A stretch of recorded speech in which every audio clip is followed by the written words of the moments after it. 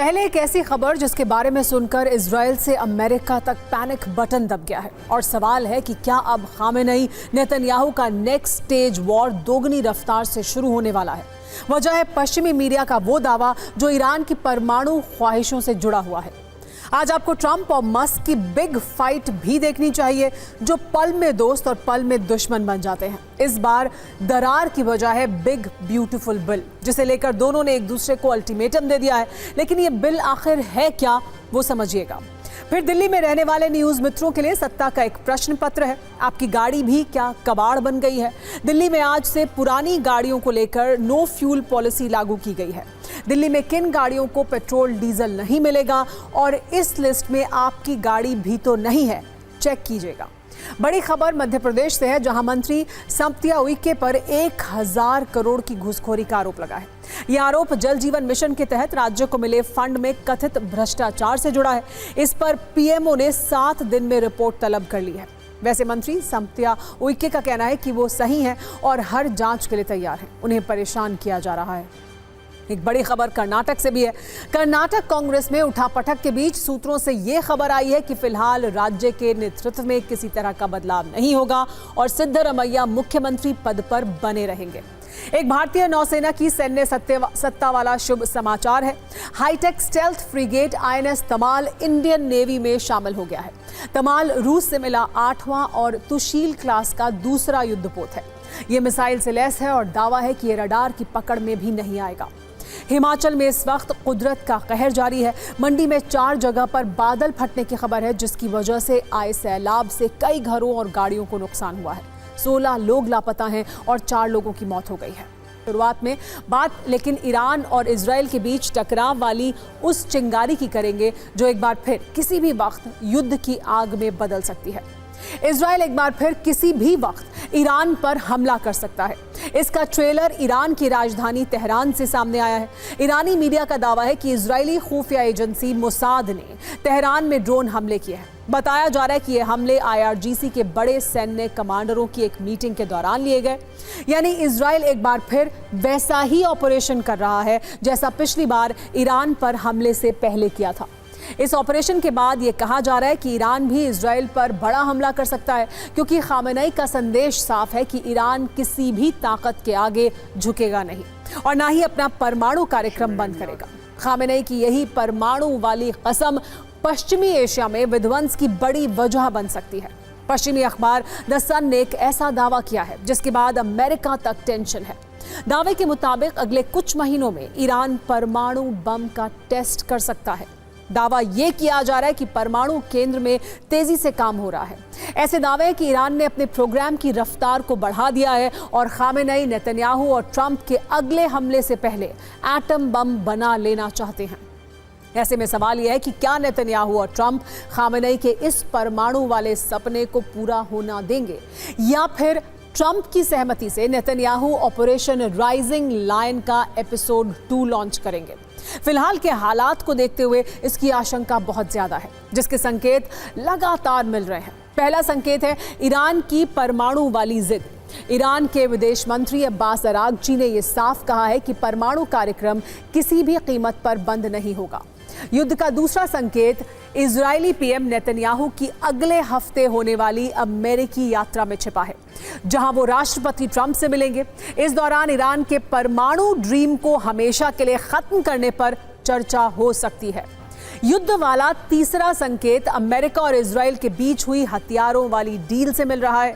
America ने Israel को 4300 करोड़ रुपए के हथियार देने की डील को मंजूरी दी है, जिसे ईरान के साथ दूसरे युद्ध की तैयारी भी माना जा रहा है। युद्ध की घड़ी फिर आने वाली है। इसका चौथा संकेत है मोसाद का ईरान में नया ऑपरेशन, जिससे ये पता है कि इजराइल का वॉर प्लान अब भी एक्टिव है। डोनाल्ड ट्रंप ने बेशक ये दावा किया हो कि ईरान अब कभी परमाणु बम नहीं बना पाएगा, लेकिन ईरान के परमाणु कार्यक्रम को लेकर अब वो दावे हो रहे हैं जिनसे ट्रंप और नेतन्याहू की बेचैनी बढ़ना तय है। कहा जा रहा है कि फोर्दो और नतांज के अलावा भी ईरान के पास सीक्रेट न्यूक्लियर ठिकाने थे, जिनकी जानकारी अमेरिका को भी नहीं थी। कहा जा रहा है कि सीक्रेट ठिकाने जमीन के नीचे 300 फीट गहराई में हैं और अमेरिकी हमले से पहले ही ईरान ने अपना यूरेनियम भंडार और सेंट्रीफ्यूज यहां शिफ्ट कर दिए थे। लेकिन सबसे चौंकाने वाला दावा यह है कि ईरान ने नए IR-9 सेंट्रीफ्यूज तैयार कर लिए हैं, जो यूरेनियम संवर्धन में 2 गुना तक तेजी ला सकते हैं। पहले आप ईरान के परमाणु प्लान वाली ये रील देखिए, फिर आपको खामेनेई के सुपरफास्ट परमाणु प्लान की पूरी डिटेल भी बताएंगे।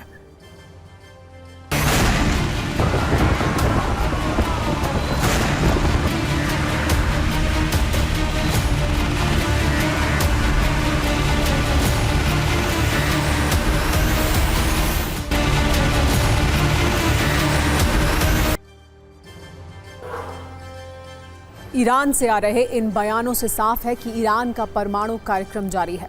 यही वजह है कि IAEA के ईरान में प्रवेश पर पाबंदी लगा दी गई है। इजराइल ईरानी परमाणु केंद्रों की हर हलचल को ट्रैक करने की कोशिश कर रहा है। अमेरिका की एजेंसियां भी इस काम में जुटी हुई हैं। ऐसे में ईरान चाहता है कि वो जितना जल्दी हो सके परमाणु बम बना ले। खबर यह है कि इसके लिए ईरानी वैज्ञानिकों ने 5वीं पीढ़ी के आधुनिक न्यूक्लियर IR-9 सेंट्रीफ्यूज तैयार किए हैं। दरअसल सेंट्रीफ्यूज का काम यूरेनियम को संवर्धित करना है। ये बहुत तेजी से घूमती एक मशीन है जो प्राकृतिक यूरेनियम में मौजूद कणों को अलग करती है। ईरान का IR-9 सेंट्रीफ्यूज उसकी परमाणु संवर्धन तकनीक में सबसे उन्नत मॉडल माना जा रहा है, जो यूरेनियम संवर्धन को 2 गुना तक तेज कर सकता है। यानी 90% तक यूरेनियम का संवर्धन जो पहले महीनों में होता था, वो अब कुछ हफ्तों में हो जाएगा। अभी तक इसके बारे में कोई आधिकारिक जानकारी नहीं है, लेकिन अगर ये दावा सही है तो ये हो सकता है कि ट्रंप एक बार फिर ईरान के परमाणु ठिकानों पर बम बरसाएं। अब ईरान में मोसाद के उस सीक्रेट ऑपरेशन के बारे में भी जान लीजिए जिसकी इस वक्त सबसे ज्यादा चर्चा है। दरअसल बीती रात दक्षिणी तेहरान में कई धमाके सुने गए। इन धमाकों को मोसाद की तरफ से किया गया ड्रोन अटैक बताया गया।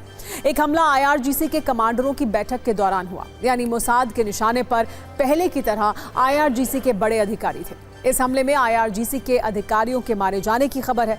खबर यह भी है कि ये हमले ईरान के अंदर से ही किए गए हैं। इन हमलों के बाद ईरान के डिफेंस सिस्टम को एक्टिव कर दिया गया है। कहा जा रहा है कि ईरान में मोसाद को स्टारलिंक सैटेलाइट से इंटरनेट की सर्विस मिल रही है और स्टारलिंक के इंटरनेट का इस्तेमाल कर मोसाद ईरान में अपना ऑपरेशन कर रहे हैं। ईरान की तरफ से ये कहा जा रहा है कि इसका जवाब दिया जाएगा। अगर ऐसा हुआ तो ईरान और इजराइल का युद्ध कभी भी भड़क सकता है। सत्ता में अब बात अमेरिकी राष्ट्रपति ट्रंप और टेस्ला के मालिक एलॉन मस्क की दोस्ती और दुश्मनी वाले खेल की, जिसमें फिलहाल वो खुलकर दुश्मनी वाला राउंड खेल रहे हैं। ट्रंप और मस्क की दोस्ती की जितनी चर्चाएं थी, उससे कहीं ज्यादा चर्चाएं अब उनकी दुश्मनी की हो रही हैं। बात इतनी आगे बढ़ गई है कि दोनों अब एक दूसरे को धमकी तक देने लगे हैं। बिग ब्यूटीफुल बिल पर दोनों की फाइट फिर एक नए एपिसोड के साथ रिलीज हो चुकी है। ट्रंप और मस्क ने जितनी शिद्दत से दोस्ती निभाई, अब उतनी ही शिद्दत से दोनों दुश्मनी भी निभा रहे हैं। इन दोनों की दोस्ती और प्यार के बीच आ गया है एक बिल, जिसे ट्रंप ने नाम दिया है बिग ब्यूटीफुल बिल।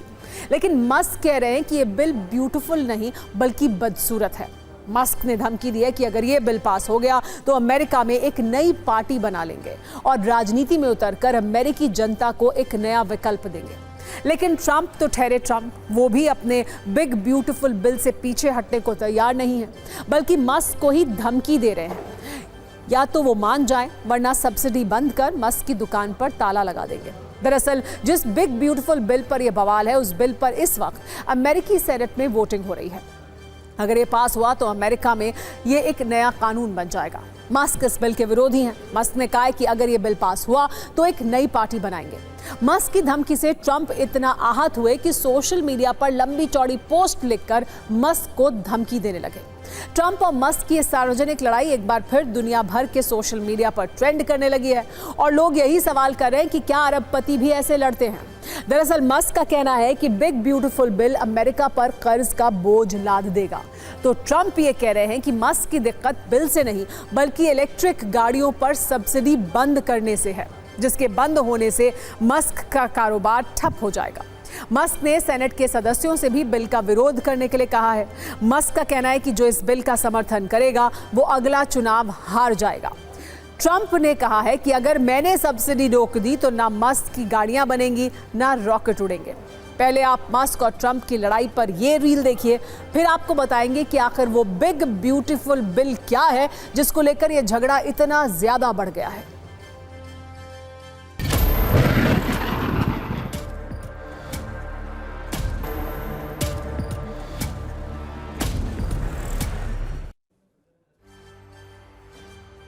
जिस बिग ब्यूटीफुल बिल को लेकर अमेरिकी संसद में वोटिंग के लिए बहस हो रही है और जो मस्क और ट्रंप की दोस्ती में दरार की वजह बना है, वो बिल आखिर है क्या, ये जान लीजिए। ट्रंप का बिग ब्यूटीफुल बिल 1000 पन्नों का बिल है। इसके सारे प्रावधान हैं, जिसका मुख्य प्रावधान ट्रंप के पहले कार्यकाल की टैक्स छूट को बढ़ाने का है।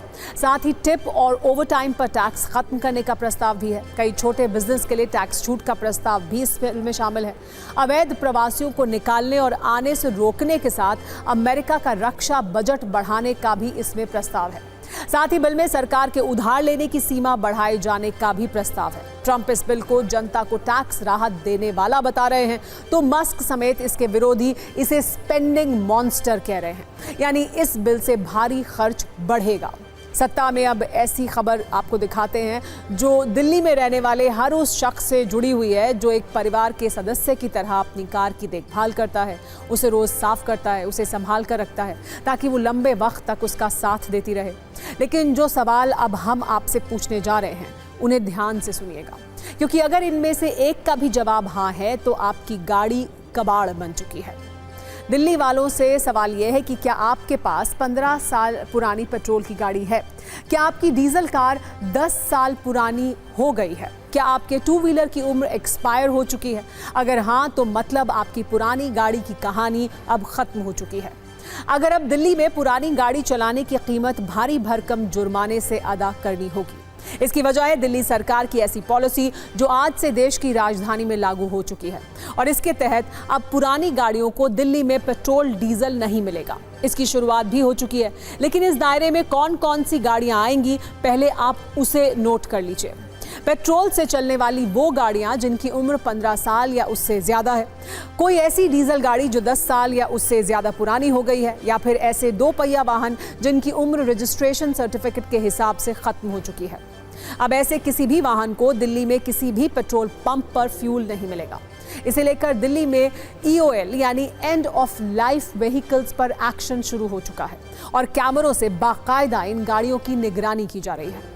अगर ऐसी कोई गाड़ी पेट्रोल पंप पर आ रही है तो हाईटेक ANPR कैमरे की तकनीक से उनकी पहचान करने के बाद चालान किया जा रहा है। अगर पेट्रोल गाड़ी 15 साल से ज्यादा पुरानी है तो 10,000 रुपए का जुर्माना है। इसी तरह अगर डीजल गाड़ी 10 साल से ज्यादा पुरानी है तो 10,000 रुपए का जुर्माना है, जबकि एक्सपायर हो चुके टू व्हीलर्स को चलाने वाले लोगों को 5,000 रुपए का जुर्माना देना पड़ रहा है। लेकिन दिल्ली में पेट्रोल पंप पर जो गाड़ी आ रही है वो 10 साल पुरानी डीजल गाड़ी है या 15 साल पुरानी पेट्रोल गाड़ी, इसका पता कैसे किया जा रहा है? तो इसका जवाब बहुत दिलचस्प है। दरअसल ये कार्रवाई ANPR सिस्टम द्वारा संचालित AI कैमरों की मदद से की जा रही है, जिन्हें दिल्ली के पेट्रोल पंप पर लगाया गया है। ANPR का मतलब है ऑटोमेटिक नंबर प्लेट रिकग्निशन। इसमें तकनीक में वो हाईटेक कैमरा है जो गाड़ी की नंबर प्लेट स्कैन करता है।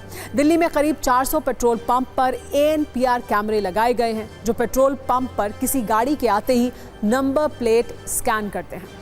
नंबर स्कैन होने के बाद ये तुरंत रिसीवर सिस्टम में जाता है और परिवहन विभाग में मौजूद डेटा से उसकी डिटेल्ड क्रॉस चेक होती है।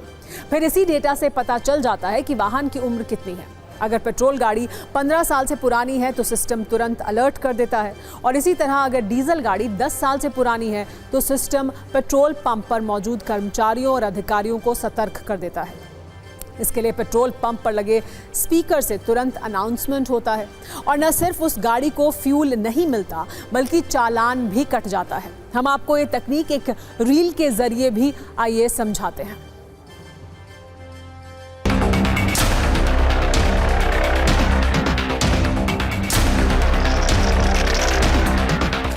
राजधानी दिल्ली में प्रदूषण पर लगाम लगाने के लिए दिल्ली सरकार ने यह आदेश जारी किया था कि 1 जुलाई 2025 से राजधानी दिल्ली में चलने वाले 10 साल पुराने डीजल के वाहनों और 15 साल पुराने पेट्रोल के वाहनों को ईंधन नहीं मिलेगा।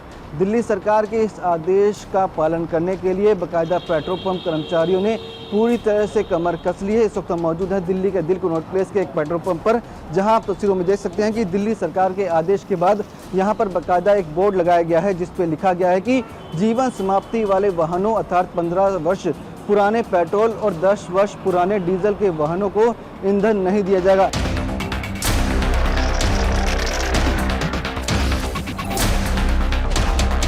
हमारे को आदेश है कि ये जो यहाँ पर एक कैमरा लगाया हुआ है, कैमरे में जो गाड़ी रिकॉर्ड होगी उसकी आवाज़ आ जाती है कि इस गाड़ी को, वाहन को तेल नहीं देना है, ये 15 साल पुराना वाहन है, तो हम उसको पेट्रोल डीजल नहीं देते, क्योंकि हमारे मालिकों द्वारा, सरकार द्वारा ऑर्डर है।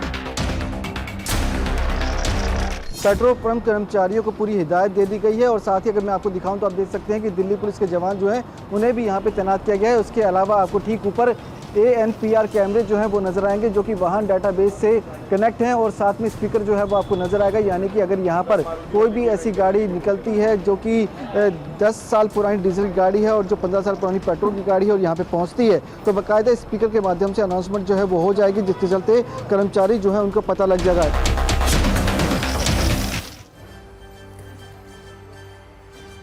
अब आपको ये बताते हैं कि आखिर पुरानी गाड़ियों को सड़क से हटाने का मकसद क्या है, इससे फायदा क्या होगा। सरकार का तर्क है कि इससे प्रदूषण कम करने में बहुत मदद मिलेगी। इसके अलावा इससे पेट्रोल और डीजल की मांग कम हो जाएगी। नई गाड़ियों के आने से सुरक्षा में भी इजाफा हो जाएगा और पुरानी गाड़ियों के हटने से सड़क दुर्घटनाओं में भी कमी आने की उम्मीद है। वैसे यहाँ एक बात आपको ये बता दें कि महंगी और नई गाड़ियाँ रफ्तार और नशे में गाड़ी चलाने के रिस्क को कवर नहीं करती, इसीलिए ट्रैफिक नियमों का पालन भी जरूरी है। वैसे कहीं आपकी गाड़ी भी 10 साल या 15 साल पुरानी तो नहीं हो गई है। RC पर एक्सपायरी डेट क्या है, एक बार चेक जरूर कीजिएगा। Commission for air quality management की रिपोर्ट के मुताबिक दिल्ली में इस वक्त EOL यानी एंड ऑफ लाइफ कैटेगरी में करीब 62 लाख गाड़ियां हैं। इनमें से 41 लाख सिर्फ 2 व्हीलर्स हैं, जबकि NCR में ऐसी गाड़ियों की संख्या करीब 44 लाख है। लेकिन सवाल यह है कि क्या दिल्ली में नए नियम का पालन किया जा रहा है। सच यह है कि जब कोई नियम बनाया जाता है तो उसे तोड़ने वाले 2 कदम आगे निकलकर उससे बचने का कोई ना कोई जुगाड़ ढूंढ लेते हैं। हमारे कैमरे ने आज दिल्ली के कई पेट्रोल पंप पर ऐसी ही तस्वीरें रिकॉर्ड की हैं। उन्हें भी देख लीजिए, जिनमें कोई टूटी नंबर प्लेट के साथ पेट्रोल भराने पहुंचा तो कोई स्कूटर का पुराना इंजन रिक्शे में लगा कर आया था।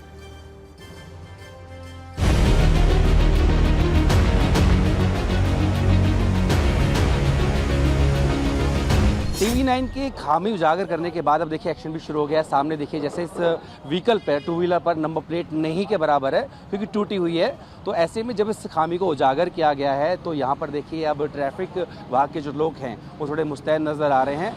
और क्योंकि इस व्हीकल की पहचान नहीं हो सकती कि नया है कि पुराना है, तो ऐसे में अब एक्शन लिया जाना शुरू हुआ है।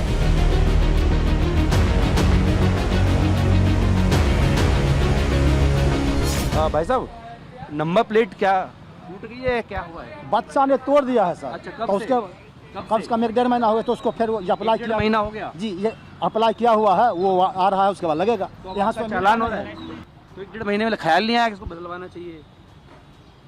सर ऐसा है, ऑनलाइन से आता है, ऐसा तो दुकान में है नहीं जो दुकान में मिल जाएगा। बताइए, अप्लाई कर दिया आपने? अप्लाई किया हुआ, अच्छा। अप्लाई लड़का कर दिया हमारी। नहीं, इसका तो अपराधी भी इस्तेमाल कर सकता है, नंबर प्लेट है ही नहीं। वो बात ठीक है।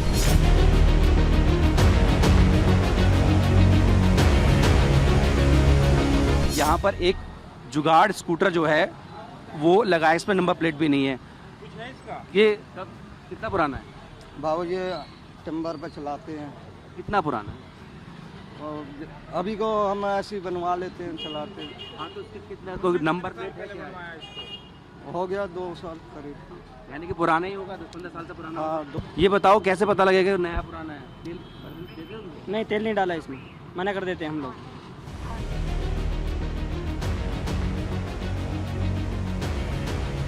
ये APNR कैमरा है और सामने देखिए ये वाहन है, इस पर नंबर प्लेट है नहीं या टूटी हुई है, तो कैसे पहचान करेगा? ये एक बड़ा लूप होल है सिस्टम के अंदर कि आपने कैमरे तो लगा दिए हैं जो कि नंबर प्लेट को रिकॉग्नाइज कर उसकी वैलिडिटी पता कर सकता है, लेकिन जिन वाहनों पर ये नंबर प्लेट टूटी हुई है या है ही नहीं, उनका कैसे पता लगेगा? ये एक बड़ा सवाल है। अब हमारे करोड़ों न्यूज मित्रों के साथ देश के सभी रेल यात्रियों के लिए सत्ता का एक रिमाइंडर। भारतीय रेलवे की ओर से एक मोबाइल ऐप लॉन्च किया गया है जिसका नाम है रेल वन ऐप, जो ऐसा एप्लीकेशन है जो आपको एक ही प्लेटफॉर्म पर कई सुविधाएं उपलब्ध कराएगा। आपके बहुत सारे काम आसान कर देगा। इसीलिए इस रेल वन ऐप को सुपर ऐप का नाम दिया गया है। आज इस रेल वन ऐप को लेकर रेल मंत्री अश्विनी वैष्णव ने देश को जो जानकारी दी है उसके अनुसार इस एप्लीकेशन का नाम तो एक है, लेकिन इसके फायदे अनेक हैं। जैसे इस ऐप पर टिकट बुकिंग की सुविधा मौजूद रहेगी, ट्रेनों के बारे में जानकारी ली जा सकेगी। इसके अलावा टिकट का PNR स्टेटस भी आप चेक कर सकेंगे। इस रेल वन ऐप पर किसी भी ट्रेन के कोच की पोजीशन के साथ ट्रेन का लाइव स्टेटस भी पता किया जा सकेगा। अगर इस एप्लीकेशन के जरिए प्लेटफॉर्म टिकट भी बुक कर सकेंगे आप। इसके अलावा अगर किसी को खाने का ऑर्डर देना है तो वो सुविधा भी रेल वन ऐप पर मौजूद होगी। शिकायत करने के लिए रेल यात्री रेल मदद विकल्प का चयन कर सकते हैं। साथ ही TDR फाइल करने का ऑप्शन भी इसी एक ऐप में आपको मिल जाएगा। और इसीलिए इतनी सुविधा देने के लिए इस रेल वन ऐप को सुपर ऐप कहा जा रहा है, क्योंकि इससे आपको अलग अलग ऐप डाउनलोड करने के झंझट से मुक्ति मिल जाएगी। ये ऐप एंड्रॉयड प्ले स्टोर और iOS ऐप स्टोर दोनों प्लेटफॉर्म पर मौजूद है। देखिए, यात्रीगण कृपया ध्यान दें। मिडिल क्लास के परिवार हमारी देश की रीढ़ की हड्डी है। उनके लिए कैसी हम फैसिलिटीज़ कर सकें, किस तरह से सुविधाएं बढ़ा सकें, आज रेल वन ऐप का आरंभ होना उसी भावना के तहत है। कैसे लोगों को टिकट की खिड़की पे चक्कर ना काटना पड़े, वहाँ लंबी लंबी लाइनों में खड़ा ना रहना पड़े।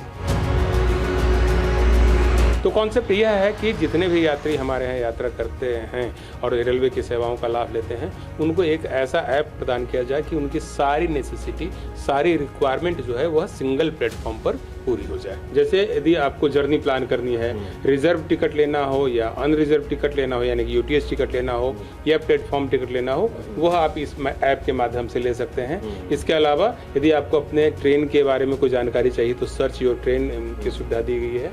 PNR स्टेटस आप इसके माध्यम से जान सकते हैं। ट्रेन का लोकेशन क्या है वह भी आप इस ऐप के माध्यम से जान सकते हैं। If you want to order the food, that also can be done through this app. या तो आप नए सिरे से इसमें लॉगिन कर सकते हैं, या जो हमारे यूजर्स रेल कनेक्ट या UTS ऑन मोबाइल के माध्यम से जुड़े हुए हैं वो अपना सेम जो लॉगिन ID और पासवर्ड है उसका उपयोग करते हुए इस रेल वन ऐप से भी जुड़ सकते हैं। वैसे बहुत सारे न्यूज़ मित्रों के मन में एक सवाल ये भी हो सकता है कि क्या ये rail one app IRCTC rail connect app को रिप्लेस करने के लिए लाया गया है। तो आपको ये बता दें कि ऐसा बिल्कुल नहीं है। ये ऐप यूजर्स को एक प्लेटफॉर्म पर ही कई सुविधाएं मुहैया कराने के लिए लॉन्च किया गया है। इसीलिए IRCTC रेल कनेक्ट ऐप जैसे काम कर रहा है वो वैसे ही चलता रहेगा। सत्ता में अब बात करते हैं सैलाब के सितम की, जिसकी हैरान करने वाली तस्वीरें हिमाचल प्रदेश से लेकर उत्तराखंड के कई शहरों से आ रही हैं। ये तस्वीरें पिछली त्रासदी की याद भी दिला रही हैं। पानी के प्रहार की सबसे डराने वाली इस तस्वीर को देखिए। ये उत्तराखंड के रुद्रप्रयाग से आई है, जहां अलकनंदा नदी रौद्र रूप में है। अलकनंदा नदी का ये अवतार हर किसी को 2013 की केदारनाथ त्रासदी की याद दिला रहा है। अलकनंदा नदी से सिर्फ 20 मीटर दूर भगवान शिव की मूर्ति जलमग्न हो गई। आप देखिए कैसे 15 फीट ऊंची मूर्ति कुछ ही समय में पानी के अंदर चली गई। इससे आप ये अंदाज़ा लगा सकते हैं कि मॉनसून कैसे मूसलाधार मुसीबत लेकर आया है। फिलहाल प्रशासन की ओर से नदी किनारे जाने पर रोक लगा दी गई है और जो लोग नदी किनारे रहते हैं उन्हें समय समय पर अलर्ट भी किया जा रहा है। नदी का जल स्तर बढ़ने के बाद पास के घरों को खाली भी कराया जा रहा है। उत्तराखंड की तरह ही हिमाचल प्रदेश में भी सैलाबी मुसीबत का पानी सिर से ऊपर हो चुका है।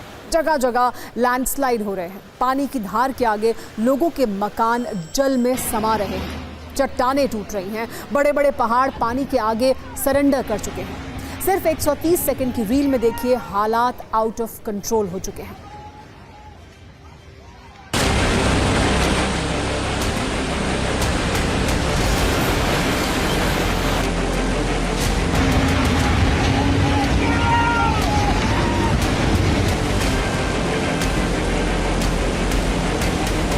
पंद्रह 20 दिन से लगातार बारिशें हो रही हैं और जगह जगह बादल फट रहे हैं और जो हमारे नाले हैं वो भी नदियों में मिलते हैं, उनमें भी जल स्तर लगातार बढ़ रहा है और उस सबसे नदी का भी जल स्तर लगातार बढ़ रहा है।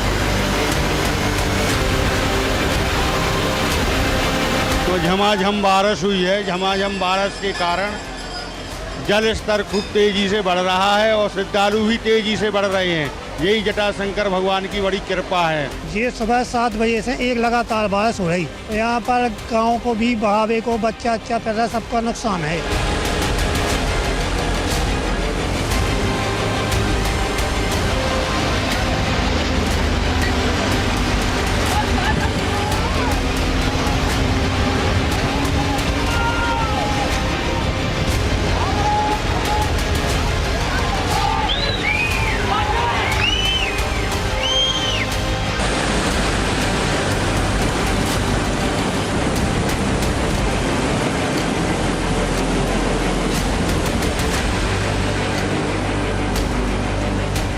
शीरखड़ है, अलीखड़ है, वहाँ पे एक लेडी बह गई। और तो मैं आप लोगों से गुजारिश करना चाहूँगा कि कृपया करके आप नदी नालों के पास ना जाए और बिना वजह के आप लोग ट्रैवल ना करें, देर रात में ट्रैवल ना करें। जैसे कि पहाड़ों पे लैंडस्लाइड का खतरा रहता है, तो कोई भी पत्थर वगैरह गिर सकता है, तो इंजरी या डेथ हो सकती है।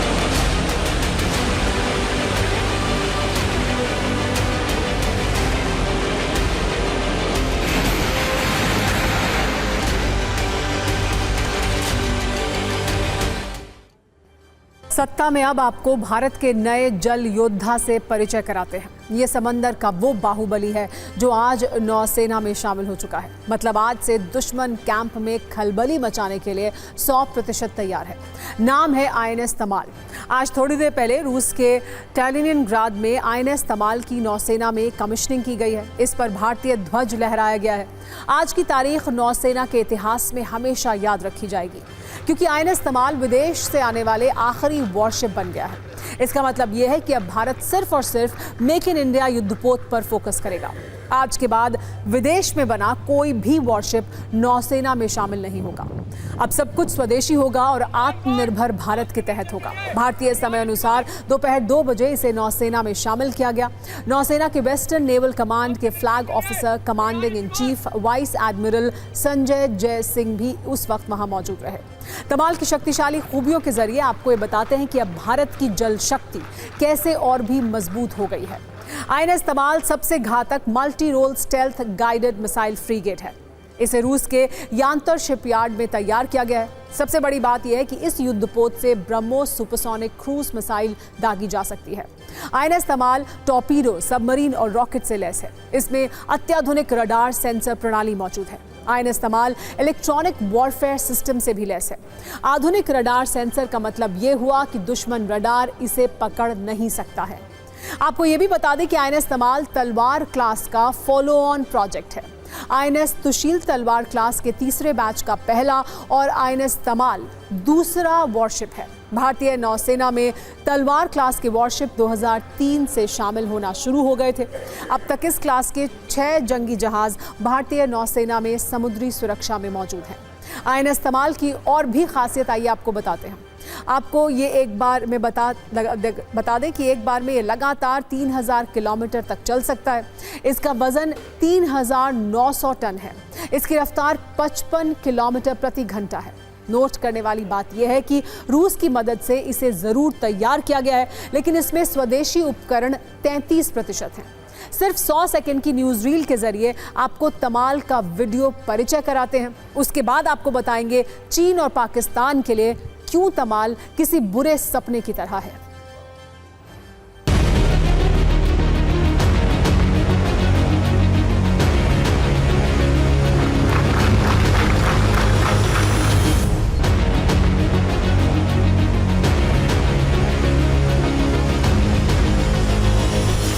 महीने की एक्सटेंसिव सी ट्रायल के बाद आज बाल्टिक सी के कैलिनिनग्राड में INS तमाल को कमीशन किया जा रहा है। और मज़े की बात यह है कि INS तमाल की कंस्ट्रक्शन को मॉनिटरिंग किया इंडियन नेवल टीम में, और उसमें 1/4 से ज़्यादा जो सिस्टम्स हैं वो इंडिजिनस यानी कि भारत के हैं। ये INS तमाल जो है इसकी फायर टू वेट रेशो इतनी है जितनी पहले किसी वारशिप की नहीं थी, यानी कि स्पीड ज़्यादा, फायर पावर ज़्यादा, रेंज ज़्यादा। और फिर इसके अंदर एयर डिफेंस सिस्टम जो है वो वर्टिकली लॉन्च किए जा सकते हैं, यानी कि टारगेट को जैसे ही आप ट्रैक करेंगे तुरंत आप उसको न्यूट्रलाइज भी कर सकते हैं।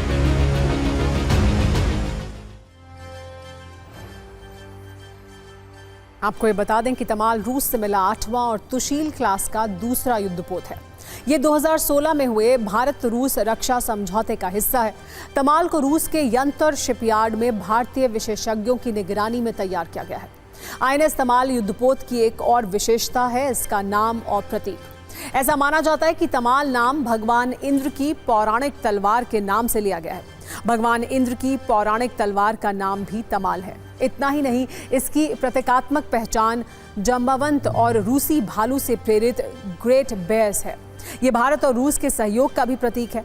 आपको बता दें कि INS तमाल का आदर्श वाक्य है सर्वदा सर्वत्र विजय। इसका मतलब है हर जगह हर समय जीत। और इसी जज्बे के साथ तमाल अब दुश्मनों पर भारत की जीत को सुनिश्चित करेगा।